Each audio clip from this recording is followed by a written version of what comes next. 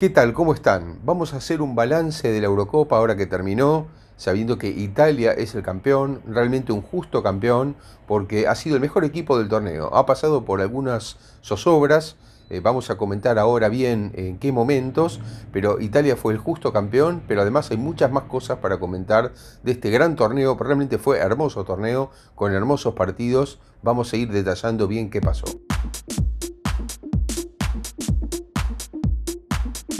Hay que decir primero que Italia no solamente es justo campeón, sino que realmente fue una gratísima sorpresa, una sorpresa para algunos, quienes ya veíamos viendo los partidos anteriores, los amistosos, los partidos de la Liga de las Naciones de Europa, ya veíamos una Italia desde el 2018 en adelante muy renovada, con un Roberto Mancini que siempre fue un gran jugador y que además se ve que quiere continuar con esa línea que tuvo de futbolista, haciendo jugar mucho más adelante al equipo, teniendo siempre la pelota o queriendo tenerla, mejor dicho, queriendo tener la pelota y haciéndola circular muy bien, con un buen criterio estético. Eso es nuevo porque Italia había ganado 4 Copas del Mundo jugando en general otro fútbol, un fútbol mucho más de catenaccio, como le dicen ellos, o cerrojo, como le decimos nosotros, un equipo mucho más cerrado. Casi siempre Italia se la rebuscó con grandísimos defensores, grandísimos arqueros, algún virtuoso en la mitad de la cancha y algún definidor que era el que aprovechaba estas situaciones y ganaba los partidos.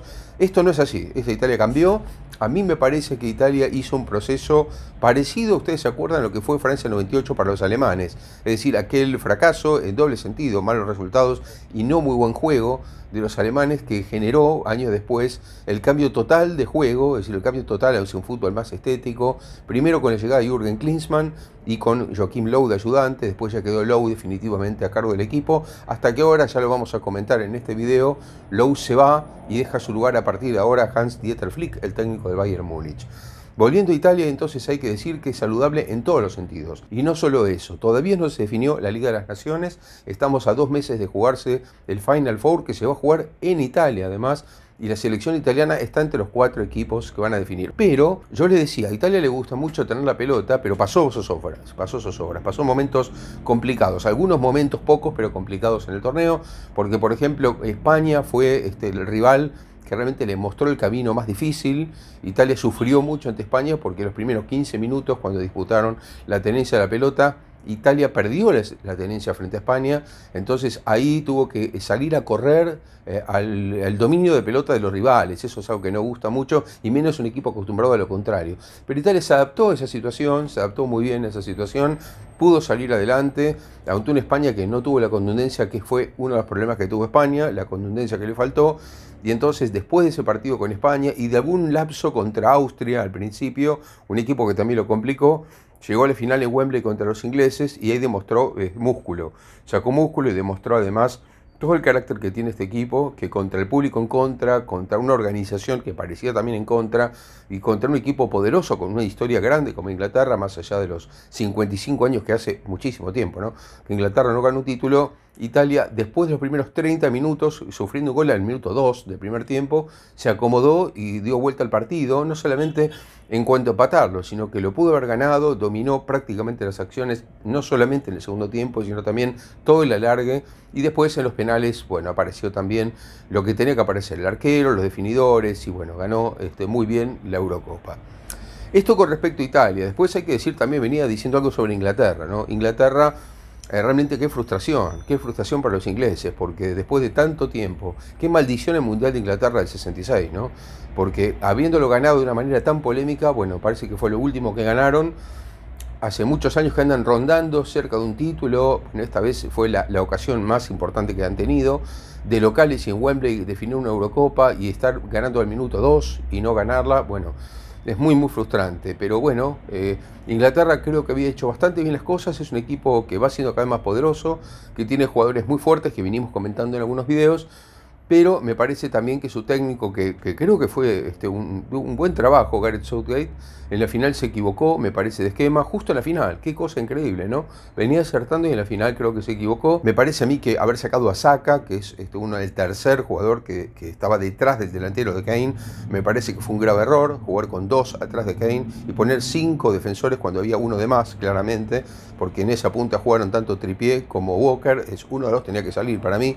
Bueno, puso los 5, después reculó cuando Italia le empató el partido, tarde, y bueno, ya no tenía el dominio de las acciones. Así que un error bastante importante, más otro que no entiendo, pero vamos a hablar también ahora de eso en las funciones, el hecho de no haber contado mucho con Jack Grealish, que me parece que es el jugador más hábil, el mejor jugador que tenía técnicamente hablando este equipo inglés.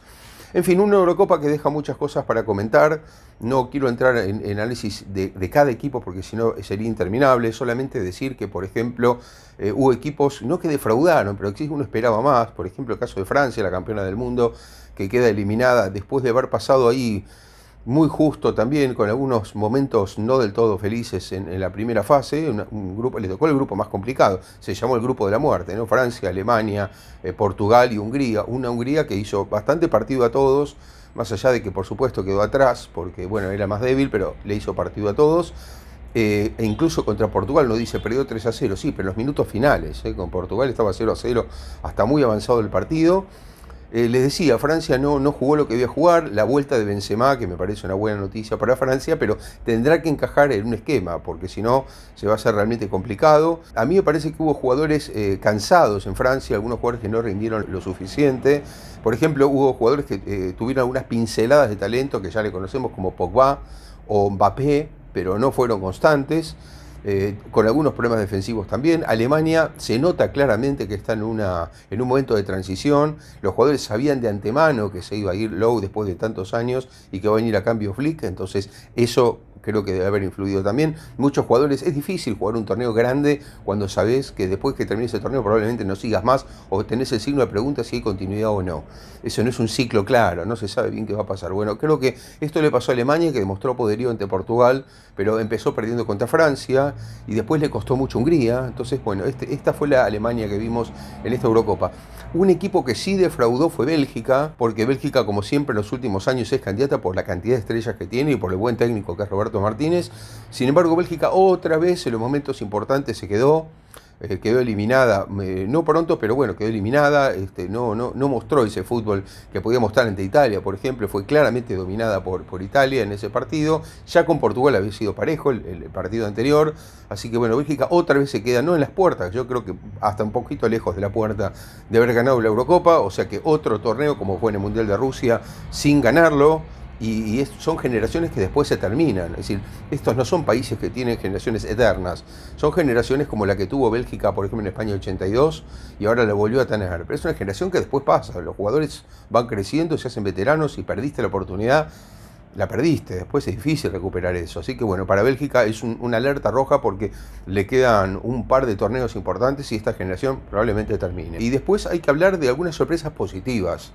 Algunos equipos en crecimiento como Suiza, por ejemplo. Suiza ha hecho un gran torneo, ha eliminado a la campeona del mundo y en un gran partido además, con un arquerazo como Sommer, pero además son muy buenos jugadores. Hay que hablar de Austria también, que ha mostrado un buen fútbol. Ucrania, con varios jugadores realmente importantes, me parece que también ha mostrado mucha fuerza, con Shevchenko de entrenador, nada más y nada menos, el histórico Shevchenko. Me parece que hubo varios equipos realmente interesantes. Otros están en fase de transición. Por ejemplo, en el caso de Países Bajos, bueno, se acaba de ir el técnico, ¿no? Me parece que con eso ya lo indica todo. Me parece que De Boer no terminó de cuajar. Es decir, es un equipo que lo venimos diciendo nosotros en los videos, si ustedes recuerdan o pueden verlos otra vez. Nosotros venimos diciendo que desde el principio, cuando muchos hablan de la candidatura de Países Bajos, yo venía diciendo que a mí no me terminaba de cerrar. No es que no, tiene muy buenos jugadores y probablemente tenga futuro. Vamos a ver quién viene ahora en lugar de De Boer, pero jugadores tiene. El tema es que necesita tener más equipo, no solamente jugadores. Tiene muchos jugadores de peso. Tiene a Wijnaldum, tiene a Memphis arriba, que ahora pasa al Barcelona, tiene a De Ligt atrás, cantidad de jugadores, De Vries y muchos más. Pero me parece que lo que necesita Holanda es un equipo, o Países Bajos, un equipo y no solamente individualidades. Bueno, así que más o menos este es un poco el paneo. Hay más equipos para contar. Croacia, por ejemplo, otra vez mostró cierto fútbol. Me parece que le faltó Rakitic y se notó, pero me parece que sigue teniendo un equipo fuerte. Ojo con Croacia, que así como dijimos lo de Bélgica, Croacia también va terminando una generación, se van haciendo veteranos los que están. Y atención cuando pase eso, cuando se vayan los Modric y los Perisic, ya se fue Rakitic. Vamos a ver qué pasa con esos jugadores, ¿no? Pero por el momento Croacia tira, está siempre arriba, tiene un estilo interesante de fútbol y ha mostrado carácter en algunos partidos importantes como contra España, por ejemplo, ¿no? Y para terminar España, bueno, España es otra sí una pregunta grande.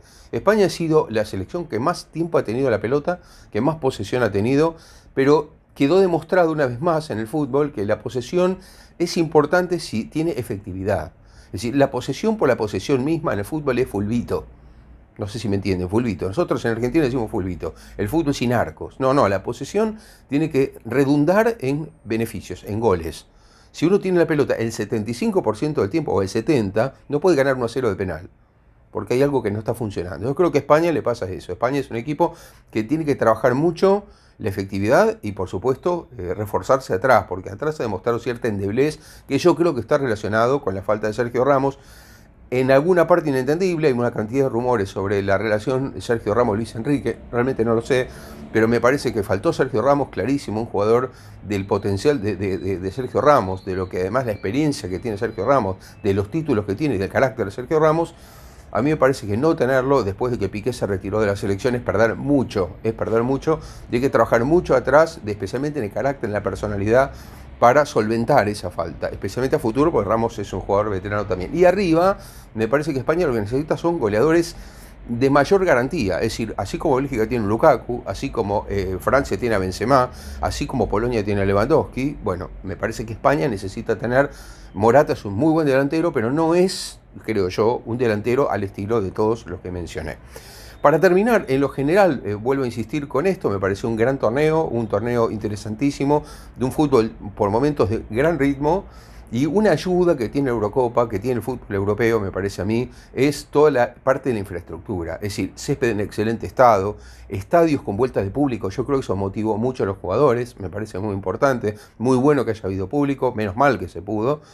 Pero bueno, todo eso ayudó a los jugadores. El estado de los campos, como dije, muy buenos. Toda la infraestructura muy bien. El VAR resolviendo situaciones conflictivas en 30 segundos. Fíjense ustedes que casi no hubo alguna que otra polémica a favor de Inglaterra, que era local, y alguna más. Pero después en general, el VAR acertó, contrariamente a la Copa América, en la Eurocopa el VAR acertó en la mayor parte de las veces, con lo cual estamos hablando de una buena infraestructura que acompañó el fútbol. Porque fíjense ustedes algo interesante que yo noto. En cuanto a la parte técnica, si hablamos de la parte técnica, el fútbol europeo es un fútbol de pases. Normalmente los jugadores se pasan la pelota muy bien, es un fútbol de velocidad, es un fútbol que en el 1 contra 1 casi no resuelve nadie. No hay gambeta, no hay regate. Si falta eso, falta en 1 contra 1. Por ejemplo, yo siempre cité en los videos a dos jugadores que me encantaron, que son Jack Grealish en Inglaterra, que fue poco utilizado, e Insigne, el jugador italiano, que para mí fue el mejor jugador del torneo. Creo que son los dos únicos que utilizan la gambeta. A veces Sterling, como mucho, pero en general no hay muchos jugadores que utilicen la gambeta. Entonces me parece que eso es una carencia, que no la vamos a descubrir ahora, pero que es importante en el fútbol europeo, porque con gambeta sería realmente extraordinario. Pero bueno, le falta eso. Y para terminar, algo que me parece interesante, novedades tácticas muy pocas. Hemos visto sistemas muy diferentes, hemos visto equipos que marcan con 3, equipos que marcan con 4, equipos que marcan con 5, hemos visto laterales muy poderosos, pero yo quiero señalar algo que me parece a mí no tanto una novedad, porque es una tendencia que ya venía, pero que se terminó de notar en esta Eurocopa, que es el tema del lo que se llama mal, para mí, enganche, el enlace o el armador de juego. A mí me gusta más armador de juego. El armador de juego en la Eurocopa hubo distintos tipos de armadores, es decir, gente que jugó en distintas posiciones del campo siendo armador. Esto sí que es una novedad. Es decir, está el armador que juega por la punta, nombré antes a Insigne o a Grealish, por ejemplo.